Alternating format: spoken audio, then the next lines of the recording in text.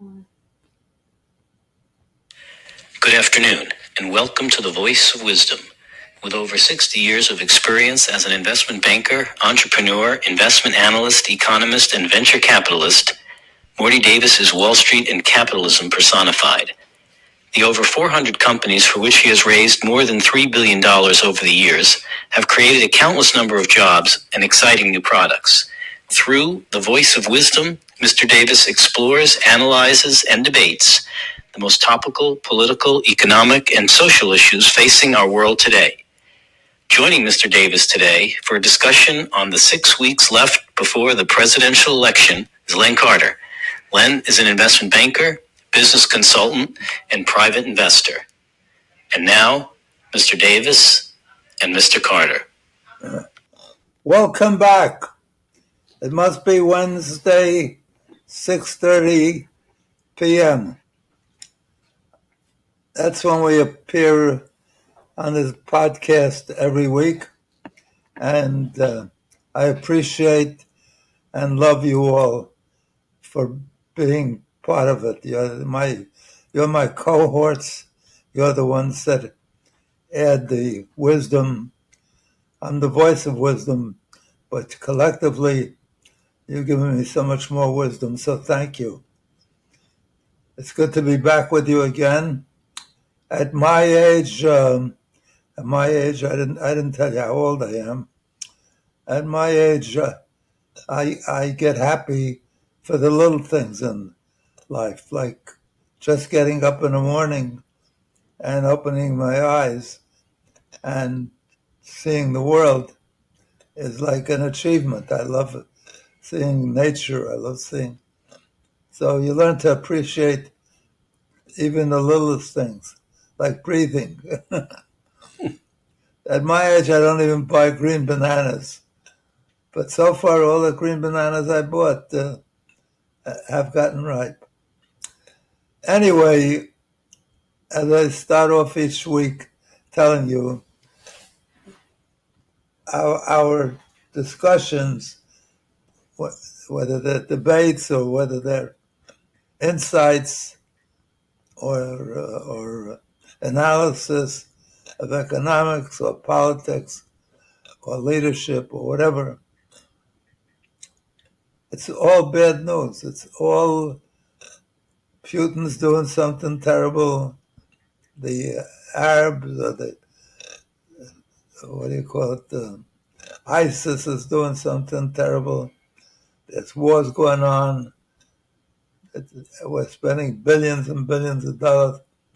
I just heard Biden giving his last talk to the UN, and he said he pointed out all the difficulties in the world, places I never heard of that were at war, and how much worth dedicating hundreds of billions of dollars. I don't know how we ever expect to get back to a livable budget, a survivable budget, one that isn't going to send us into bankruptcy if they have no discipline. Every time he announces we contributed $1.5 billion to global warming, we contributed to some country in Africa to deal with a new disease. It's mind-boggling. So the news is always bad, and that's the least scary. The number of assaults during a week, massacres, there's hardly a day that passes. There isn't a day that passes because we have more than one a day during the year. So I like to start off by telling you about something that will help you overcome the depression we're going to bring on when we discuss all the headaches that are coming up Some are real headaches, some are hopefully passing, uh, like the election.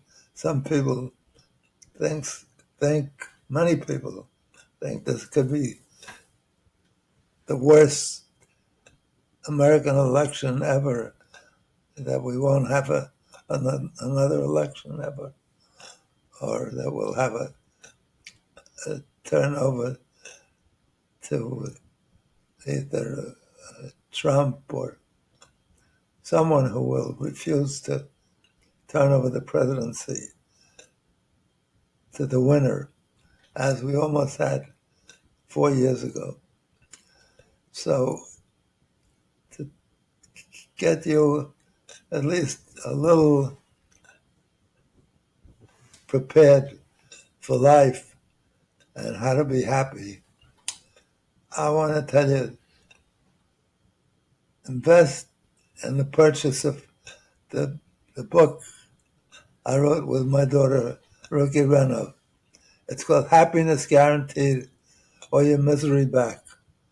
And at the bottom it says how to be happy no matter what. And it's not that I'm trying to hustle a book. I don't need the money. I give it all to charity anyway.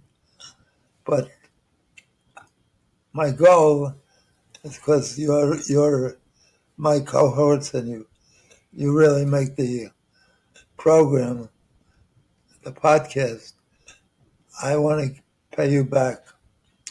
So the fastest way and the best way I could do it for you, and I give you a deal you can't turn down.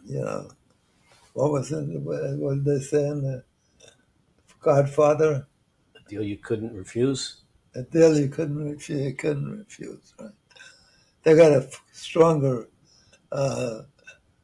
more effective way of convincing you, the mafia. But anyway, that was their line. I'm going to give you a deal you can't refuse, or at least you can't refuse and still be alive afterwards. So when people invest in anything or buy any product, the companies that are generous and want to induce you to buy their product with no downside risk, they say, if you don't enjoy it, don't appreciate it the way we're promising you, you will. You could return the product, or you could at least get your return of your purchase price if you're not happy with it, and still keep the jar or keep what was in the jar. So, it's a great inducement. You can try different drugs, different supplements, different vitamins, different everything. So my deal with you, and it's been out there ever since I wrote this book, I haven't got one return yet. Everybody loves the book. Or at least they're telling me that, but the proof is in the pudding. Nobody's returned their purchase slip, even though I give one up on the ones that you hear on television. Because I say, if you're not happy with the book, if you don't think it's terrific, just send back. You don't have to send back the book. You can keep the book. You can enjoy it. You can learn a lot from it. And you could certainly increase your level of happiness or contentment or whatever you're looking for. So what I'm offering is, if you're not really excited and happy, and there's a lot of humor in it, a lot of anecdotes, really, people call me just to tell me they love it. So you get double your purchase price back from me. As long as you don't buy 100 books and look for double on every purchase. It's a good way to get rich. But you don't even have to return the book. So somebody's calling up, they want to buy the book. They heard that offer. Anyway, so I want to give you the intro, being a clue to how to be happy. I don't know if you call it a clue or a maxim or a proverb or whatever. So I have found in my long experience that most of the things, it took me a long time to realize that, most of the things I spent most of my life worrying about never happened to me. I used up so much energy and so much good feelings thinking about what might happen, whether it was fail a course in college or getting fired, which never happened. Maybe I should have been, but so don't spend any time worrying about things that hasn't happened yet. And the best, I think I told you this a couple of weeks ago. When I was young, I was very neglectful and irresponsible. So I got a lot of driving tickets. I stopped a lot of times because I ran out of gasoline. I was too optimistic. I thought I could make it last for another refill later on. So I got a pile of summonses from the local police in New York. And I kept getting warnings, I better come in and pay these tickets off because the penalty is going up all the time. And I was so taken aback and so depressed by this ongoing events. I didn't even try to deal with it. And then one time my brother-in-law came over and he saw how depressed I was. He said, "What are you so depressed about?" I said, "I got this pile of tickets. I'm not attending to it. I don't know how to deal with so many." So he gave me the best advice. Anyway, one of the best advice I ever got in my life. He says, just start with one. Handle one. Go take care of one. And the minute I did that, he gave me at least an action to do that made me feel better right away. And in due course, I dealt with all of those tickets and found out one of the best lessons in my life. So don't focus on the negative. Be upbeat, be hopeful. Know that you're going to solve it. All the things we worry about, getting major illnesses, all the things that are so frightening, never come to, or rarely come to fruition. And it doesn't help to worry about it. If anything, it increases your chances of being miserable.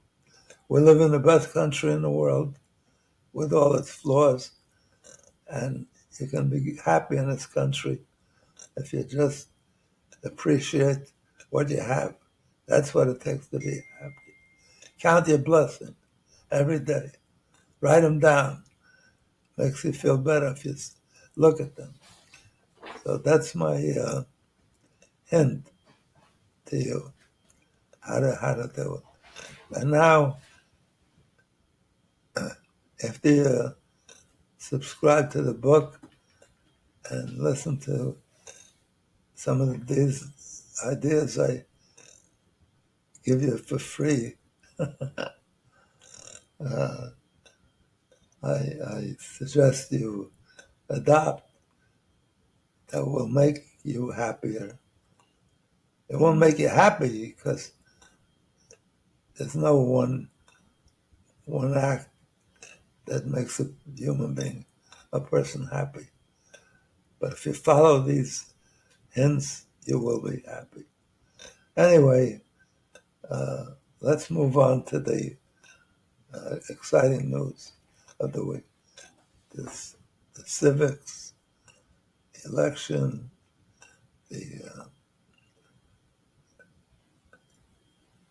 I was going to say the lies, but I don't want to say bad things about our candidates. But it is sad that these are the best we can get. It's true. So hopefully they'll turn out to be good. I hope Kamala Harris and Donald Trump both turn out to be as good as their best promises, their most exciting promise. So now, with further ado, I want to thank my terrific guest. He's a genius. I keep telling you about all the great school he graduated from with honors, Harvard, Cornell, Ivy League schools. What's the other one in California? Stanford. Where all the genius come from in high tech. Stanford. He's an electrical engineer and just a genius. So I'll keep quiet and I'll let him. So I'm glad to be back. I haven't been here in such a long time that the last time I saw you, I think you were a little boy. So I have to share this share with other guests, but I'm more than happy to do that because it's always good to have opposing or conflicting or even the same opinions on. Makes for an interesting show. A lot, as I say every time, a lot's happened in the last week. You know, we're in this very accelerated campaign for president, 6 weeks to go. I thought we could start a little today by talking about something we don't hear a lot of actually in this campaign: policy. We hear a lot of name calling, and we see a lot of, I would say, irrelevant things, whether it's what is going on in Springfield, Ohio, or what's going on elsewhere. But, you know, people do have an interest, I think, in policy. So over the days and weeks and months of candidates talking, a small sliver of what comes out of their mouth is policy. Yeah. So we can try to latch onto that. And one of the tax-related policies of Donald Trump is an interesting one, relating to how he is trying to appeal to workers, and by proposing eliminating taxes on tips, overtime pay, and cutting income taxes on Social Security benefits. So that would clearly have a benefit to a group which probably definitely didn't benefit as much from the first go round of Trump tax cuts, which went to primarily the very top wealth group in our country. So here we have proposals, whether it's pandering or whether it's actually serious. I want to get your thoughts on that. I know years ago you had proposed eliminating taxes on teacher salaries um, as a way to target government goals into certain areas. So here we're targeting a group of workers that service workers that may get tips, and a broader group who are paid hourly, and appealing to a very broad group by trying to cut Social Security taxes. So, what's your take on those tax reduction proposals? Well, I'm glad you brought up the thing about teachers, because I spent at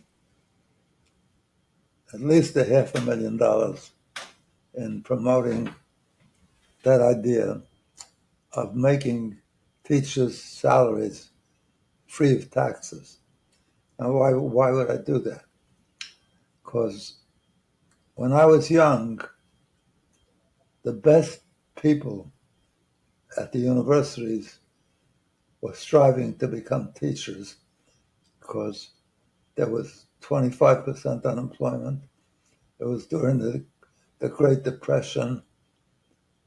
The best job in the world at that time was teachers, because they got 10 weeks off in the summer.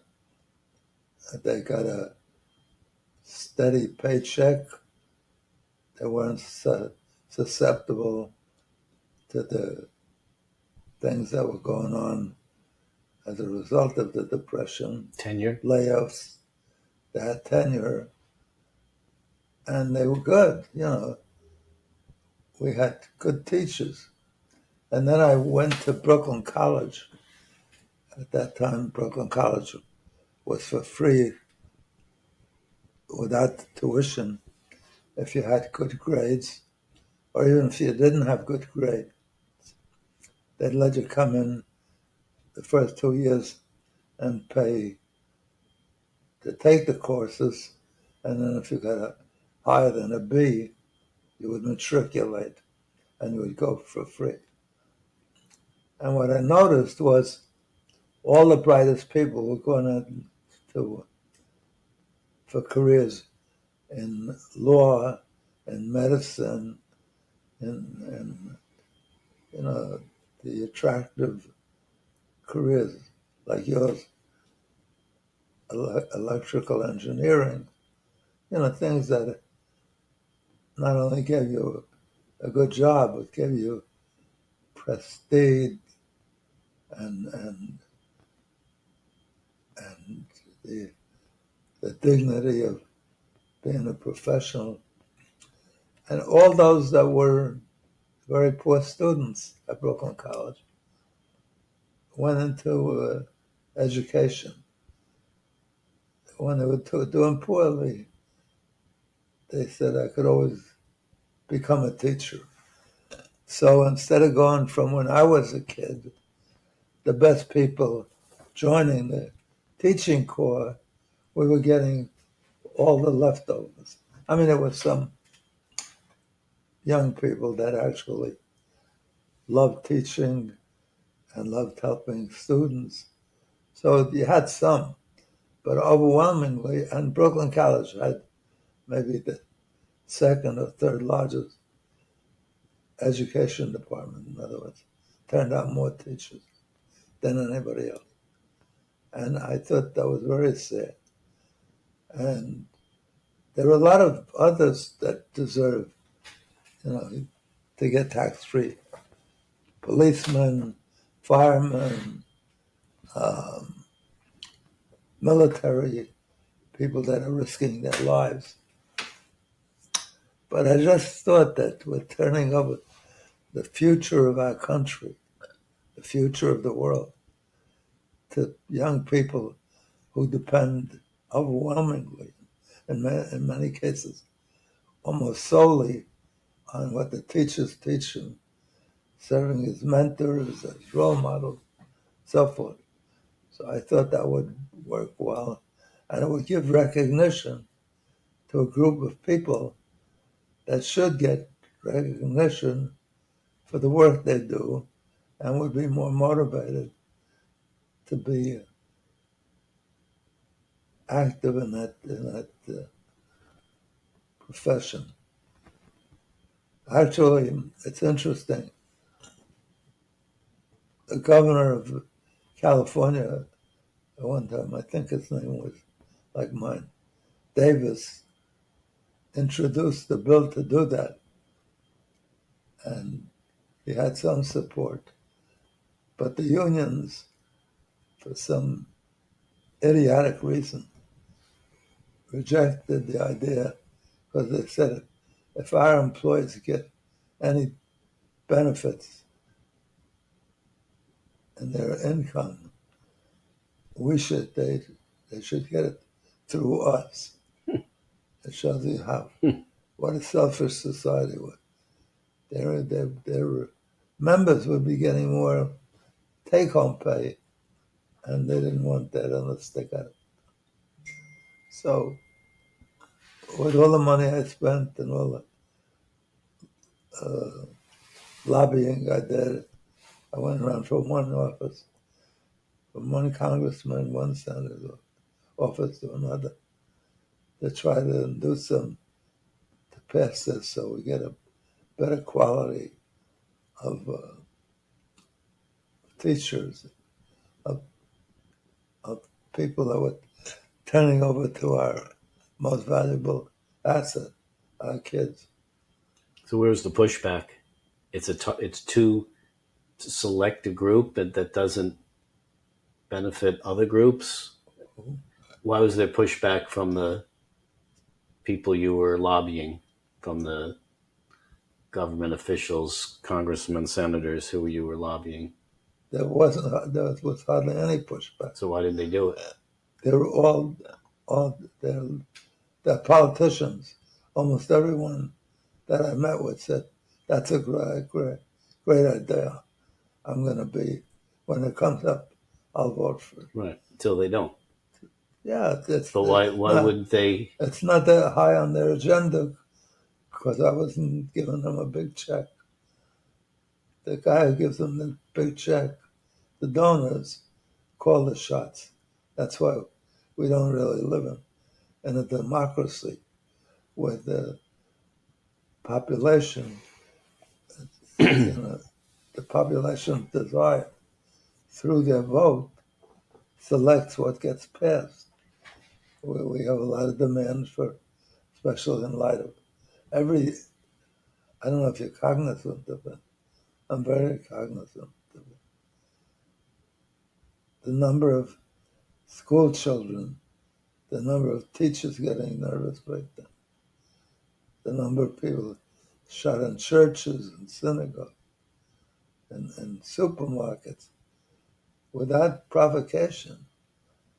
And the country is overwhelming in terms of the electorate and the voting in favor of having some form of gun control. Doesn't happen.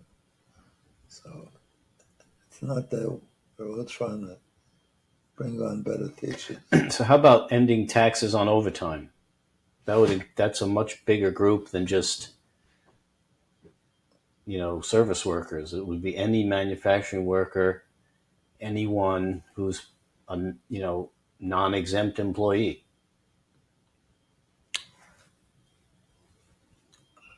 I haven't given that a lot of thought, but for many employees, overtime is a big benefit because it pays like time and a half, Yep. double time. Yep. So this would make it even bigger. No, but then it discourages the business owner from keeping people in overtime. They don't. They're paying time and a half for two times already. So you don't want to do anything that hurts the ones that are looking forward to making that extra money. But if you didn't tax, if the government didn't tax people's overtime, then that's going to create a bigger incentive for workers to do overtime because it's not taxed. It's just a targeting. It's just a way. I mean, I guess it's not much different. I think a better answer, because I don't think it's fair to target hourly workers versus non-hourly workers. I think it should be based on your income. I mean, you can have a big income and be an hourly worker, and you can have a little income and be a non-hourly worker. So I think the better approach is just, changing the tax brackets so that, you target people with a lower income with a higher, propensity to spend, so that the money they save in taxes, they can spend. There's, so it's the idea, I think, is to benefit people at the lower end of the income spectrum, and it's a good political talking point, particularly when you're at a rally, and you're trying to, to say we're going to lower the tax bracket for this tier, it's an abstraction. But to say we're going to eliminate your overtime taxes, that's a much better political thing to come out with. It comes up during election years, and it should be part of a program. We always used to be critical of countries that had 5-year plans and 10-year plans, saying, "Oh, that's communist, that's planning," and that's nonsense. Anybody who plans a career, plans of growing a business, has 5-year, 10-year plans if they're smart. And the ones that don't usually don't survive or do poorly. So to keep throwing out ideas how to cut taxes, very popular, cutting taxes. But we're in a position as a country now that we don't need more taxes cut. It would be nice to cut everybody's taxes, but we have to prioritize tax cuts and make them well thought out positions that induce actions that society is seeking, and doesn't just give people a present, even though it's nice to get that present, especially the working overtime.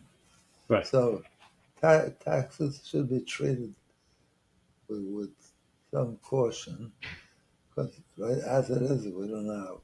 Right. I mean, what problem does eliminating overtime tax solve versus the problem of getting more qualified people to become educators? So that's a problem that you are solving through tax code. What's the problem you're solving through eliminating overtime pay to tax? So I'd agree with that. So let's move on to another policy that we've heard. This is on. Oh, and I wanted to deal very briefly with cutting taxes on Social Security. Okay. There's a very bad distortion in Social Security that favors the wealthy. And I don't know why that it exists because the wealthy still collect Social Security, even though they don't need it. And they say, well, I paid in, so I should get it. You're paying every year for auto insurance and household insurance. And if you don't have an incident like the fire burning your house down Right. or your car in an You accident, don't get your premium back. you don't say, I paid in, so I want it. Mm-hmm. And Social Security was supposed to be precisely that. Insurance against you getting old and having zero funds available to even live in those days when Roosevelt introduced that concept of Social Security. He was accused, as it was, of being a communist. At that time, he introduced also unemployment insurance. You know, why are you giving people money if they're unemployed? It's a sort of hard-nosed posture on the part of capitalists. It's not capitalist as such, but it's, I worked for it. I should keep what I get. Let the other guy go out and work. I mean, Social Security's become more thought of as a funded pension, where people look at it as I paid in, so it's like I'm paying into an annuity or something, and I should get the benefit out instead of insurance. Right. That's where it got corrupted. The idea of Social Security, they never should have changed the name from old age insurance. It should have stayed, just like the Department of Defense should have kept the War Department. They never should have changed the name because it's corrupted the meaning and the benefit, right? But also they put a cap on how much the government can take as a premium. Yeah. So for the poorest people, they take a significant portion of their income for that premium. For the wealthiest, it caps out at maybe $150,000. Yeah, but so does the benefit. So the benefit you get from Social Security is the same as if someone makes $150,000. The benefit you get from Social Security is the same as the person who makes $10 million. You don't get more Social Security, but the percentage of your income goes down. Does go down. It's such a wonderful thing that I could take risks during my youth, during my middle years, and if I made some mistakes and have no money for my old age, I'm elated that this benefit was introduced. And so, that was a strong incentive for me to take risks. So we should recognize that, and I should not be getting, whatever I get. Yeah, no, it should be. I think it should be means tested, where you only get it if you need it. Just like you only get your house rebuilt if it burns down, not if it doesn't burn down. If you need it. So, First Amendment policy. So, I guess you wouldn't maybe think of this as First Amendment policy, but Donald Trump has said in response to First Amendment being free speech, right. So, in response to the debate a couple of weeks ago between him and Kamala Harris, where he wasn't thrilled with how ABC moderated the debate, fact-checked him, but didn't seem to fact-check her, proposed that the FCC revoke ABC's broadcasting license in light of how they handled the debate. The FCC's chairman, the chairman of the FCC's response was, "No way," because it's freedom, it's free speech, and the government cannot and should not interfere with that. So, I mean, I think that was the right reaction, but it does raise the question, or generate a question where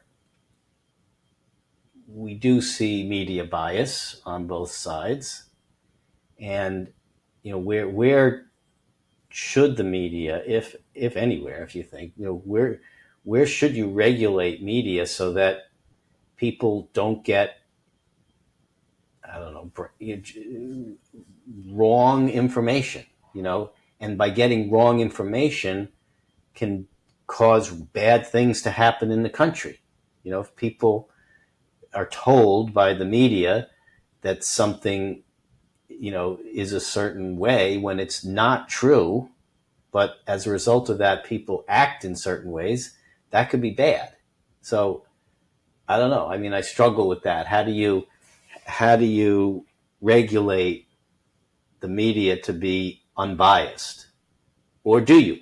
Or do you just let it be whatever it wants to be and let the buyer beware that if you want a conservative view, you should watch this channel. If you want a liberal view, you should watch that channel. And since none of the media is state sponsored per se, like in a lot of other countries, there's no state media, although some of the media calls the other media state media. But the reality is it's not. Free speech is a tough area because it's so holy, The minute you start messing with it, they say it's a dictatorship. It's Censorship. and really, people. It could be that in the case of ABC, if what they say is true, that the participants,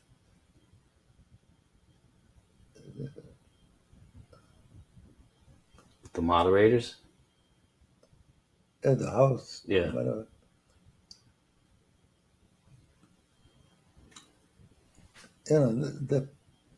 they can't help being what they are. You can't say, don't be partisan. Right. You could say, don't bring it to your job. So it's very hard to do that. But there's certainly a point where it's overdone and they come out, for one side or the other. In this case, Trump and his people claim that the questions is moderate ABC favor. Right. Questions and the follow-up and the fact-checking favored Kamala Harris. The same questions during the practice. So I don't know. That's maybe you have a moderator from each side. Maybe you have a CNN moderator and a Fox News moderator so that they can fact check each other and do at least it's not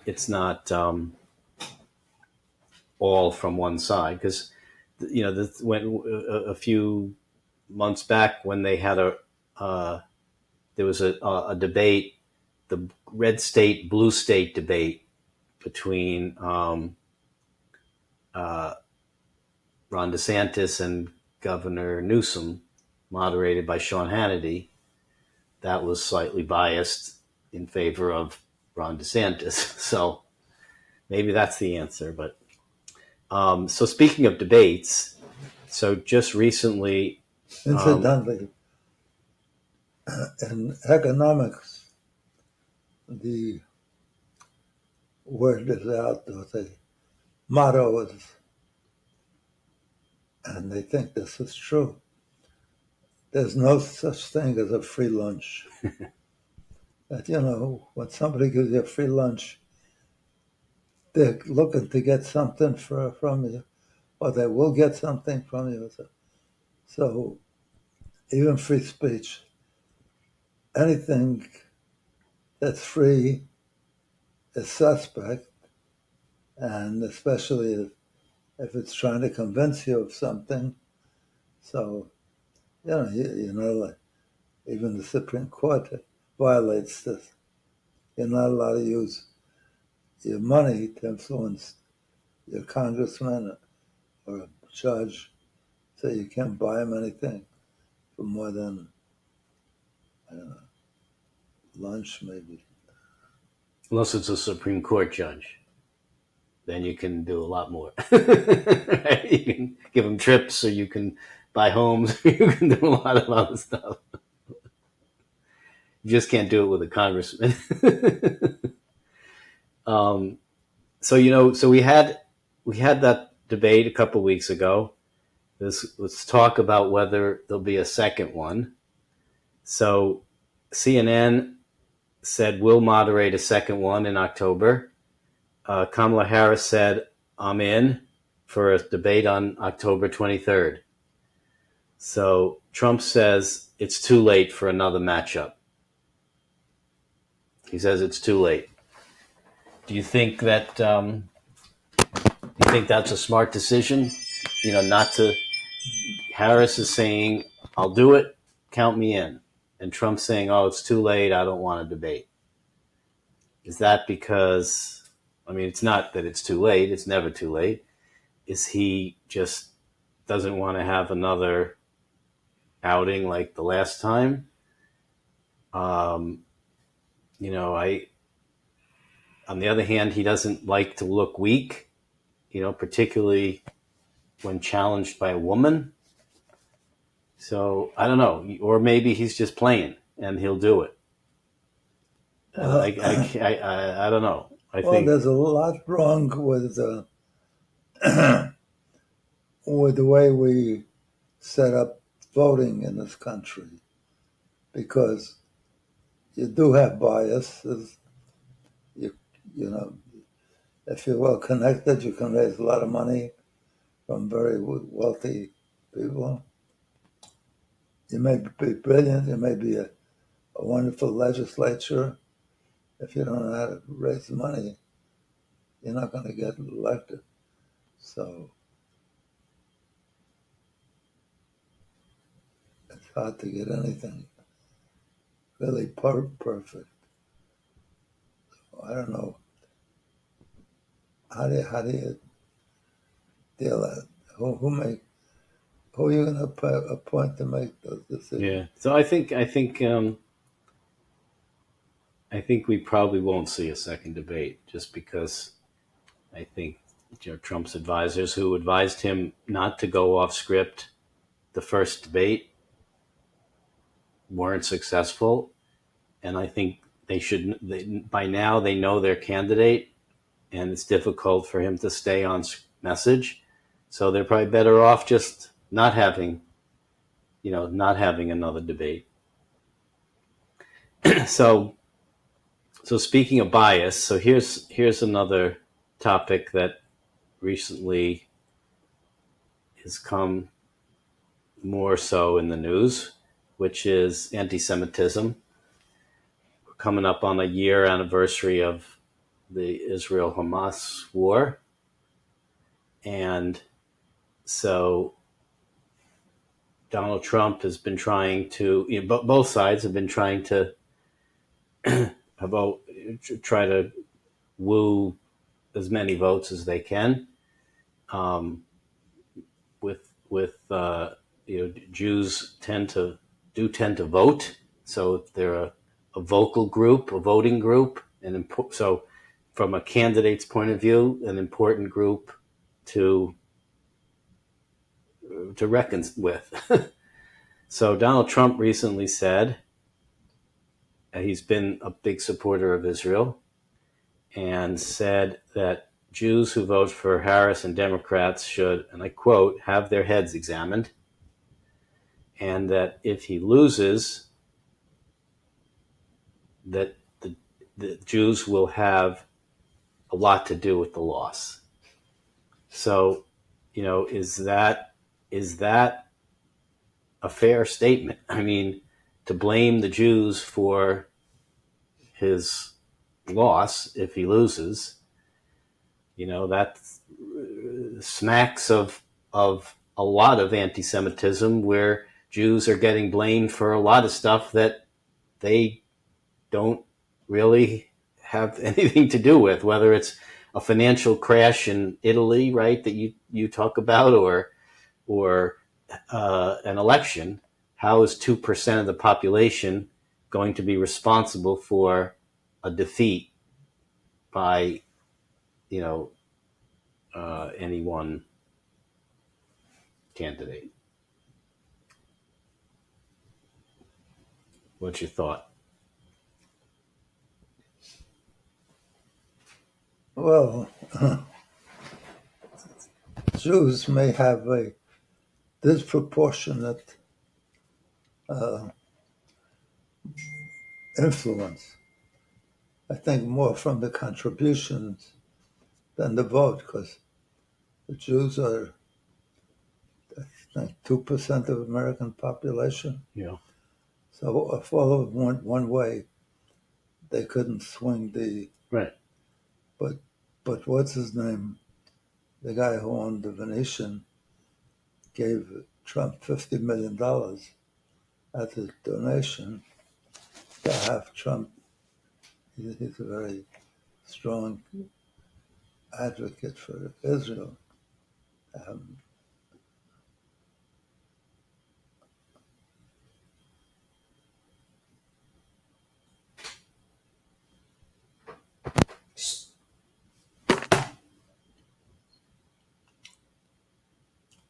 So he made a big donation to Trump because he's a supporter of Israel, and Trump is a big supporter of Israel too. But I guess what I'm wondering is No, not a two.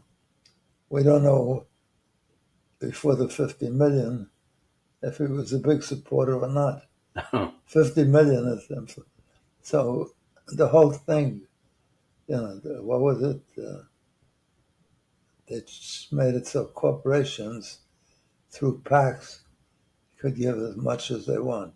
mm-hmm. It's Super PACs.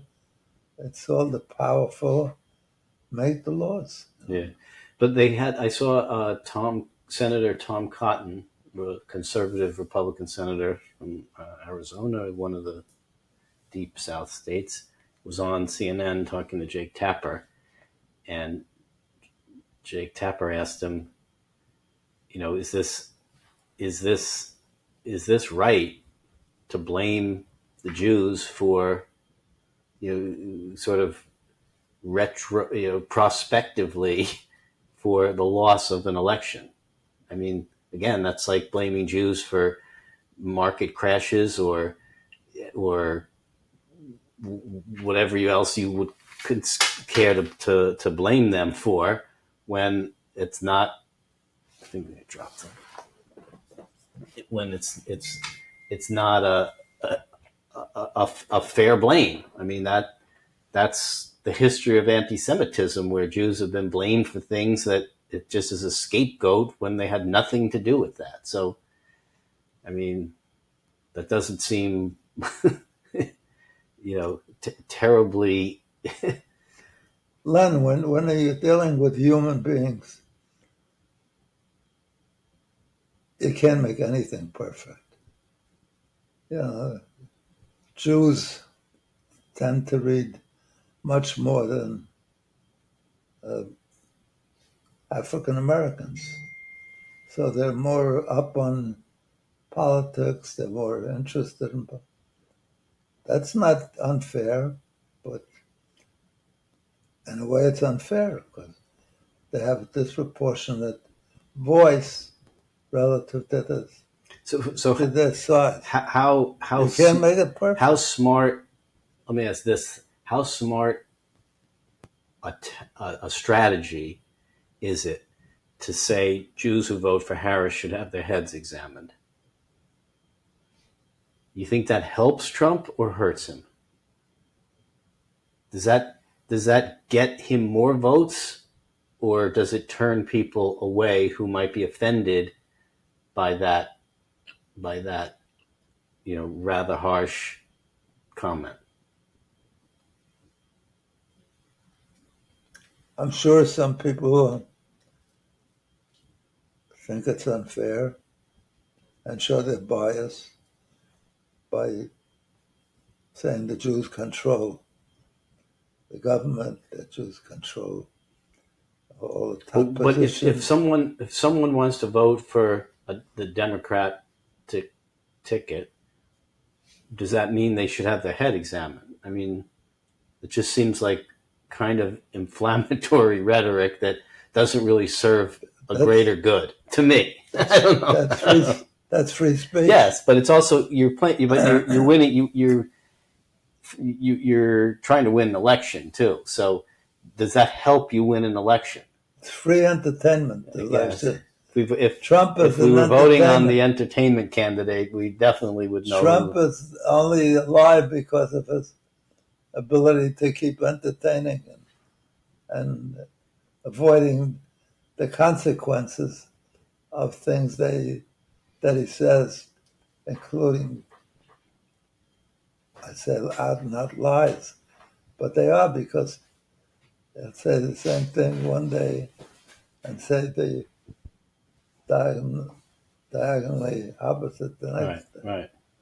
Right. How about his support of the lieutenant governor from North Carolina, Mark Robinson, who described himself on a porn site a few years ago as a black Nazi, and said he supported or talked about reinstating slavery. So here we have Trump supporting, or at least not distancing himself from someone like that. You think that's a smart strategy? I mean, does that get you more votes? Because I'm struggling to see how that does. And if you're someone who wants to win an election, you want to get more votes, not fewer votes. Then again, Trump is his own worst enemy in many cases. People have been advising him for this whole campaign, stick to the issues, economy, immigration, stick to those core issues that people are really concerned about. Yeah. And don't go off on tangents, personal attacks, irrelevant things with migrants in Springfield, eating pets and stuff, but stick to the issues. I firmly believe that Trump won the 2020 presidential election for the Democrats by having the Supreme Court outlaw or change Roe Wade. That hadn't happened in the 2020 election. He had just appointed the justices. They overturned it later, so it affected the midterm elections in 2022 for sure. But at the time of the presidential election, we were seeing that coming, because we knew it was coming because of the 3 justices he appointed, but it hadn't yet happened. It hadn't yet happened. So how about he gives the Democrats more ammunition? Yes. in a lot of cases, yes. So here's an interesting question. They asked Trump the other day if he loses the 2024 election, will he run again in 2028? That's irrelevant. And I'm surprised at his answer. Yeah, but the answer irrelevant. I thought he would have given would be that. It's irrelevant because I'm going to win. That's why he said he doesn't have to deal with that. So he answers it. But he didn't. He actually. No, but I'm saying. But it's giving you the outcome of his thinking. But he didn't. I know. Because he said no. No, he said no. I know. But not because he didn't give any reason why. He didn't have to give. He knows why he's not. No, but usually he would give that reason. I know. Like Tim Scott did when they asked him. That's why I was surprised at the response. The one thing you can say about Trump is he's not reluctant to tell the truth. Although he's not reluctant to tell lies either. But if you go back to 2015, and the moderator asked him if he would turn over... To accept the outcome of the election. Turn over... He wasn't president yet, so they asked him. He would turn over... If we turn over to his successor, if she or he got more votes. And he said, I would absolutely turn it over as long as I get more votes. He wasn't trying to. He's more honest than most. Yep. Well, we're about out of time, so we have touched on a few interesting issues, but as always, not everything, which leaves us plenty to talk about the next time and the time after. And even after the election in 6 weeks, we'll still have a lot to talk about because whatever the outcome, whoever wins, there will be an interesting time to follow that. So I get depressed by the reality of what we talk about. It's so obvious that there's so much wrong with human behavior. Look, we have a UN. What's the purpose of the UN? It hasn't stopped any wars. I don't know why the League of Nations broke up, but they say it broke up because of unfairness. I don't know. Are you aware of anything? I don't know the history, but it doesn't seem like it had any more or less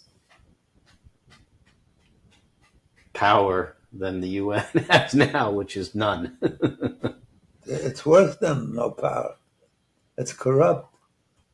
That one nation like Israel is brought up and censured more than all the other countries in the world put together. It's like, they could be worse. First of all, they're not worse than a lot of these countries that mistreat their citizens, really. And no one abides by anything. I mean, the UN created a partition plan in 1948, right, to create Israel and another Arab state.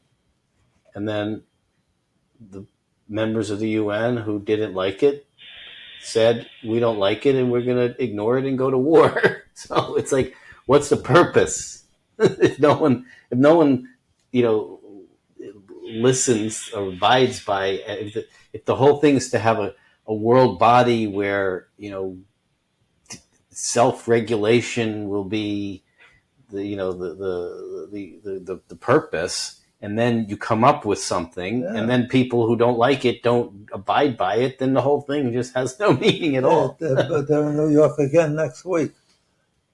I don't know what they accomplish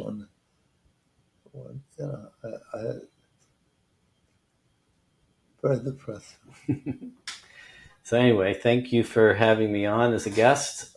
I hope to be back again. It's always a pleasure to have you. You make for exciting dialogue, and I appreciate the wisdom that you bring. Thank you. I thank the universities that you went to for preparing for this kind of dialogue. But I really do get depressed when we talk about these subjects. How, what was it called? The one that changed? You could donate as much as you want.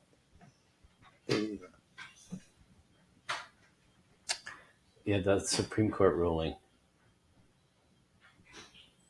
I forgot the name of the case, but yes, it allowed for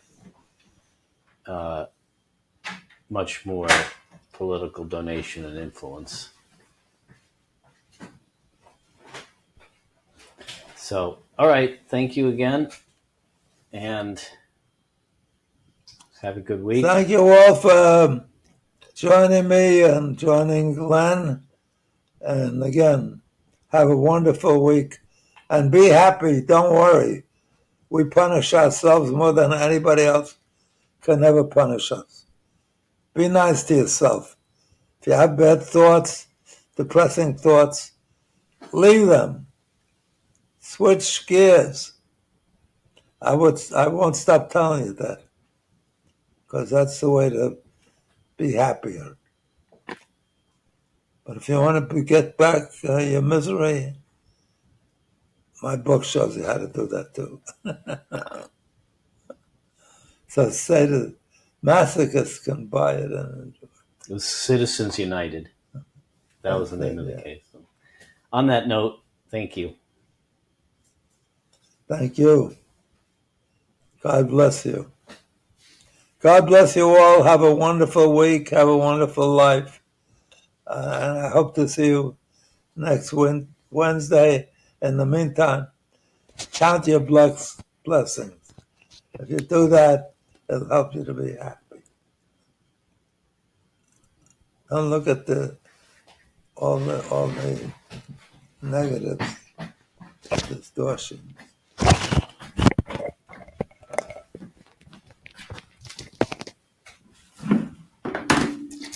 Are you sleepy? Yes. Huh. You should pinch your knee I should take an upper. like that. I should take an upper. Oh, be careful! Be careful! You drop it. Tick tick tick tick tick tick. Len prepares a good sheet. We never run out of. We always have more to talk about.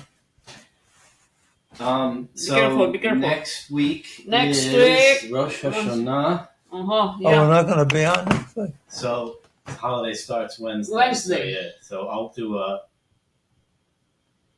happy holiday You're right. thing, and that you usually send that. I'll send that over. So the holiday wishes instead of New Year wishes. Right, New Year wishes. The following week. And the following week we'll do it because Yom Kippur is not till on the weekend. So we'll do. So next Wednesday, no. What day is Yom Kippur? I think it's Saturday. Saturday? I think so.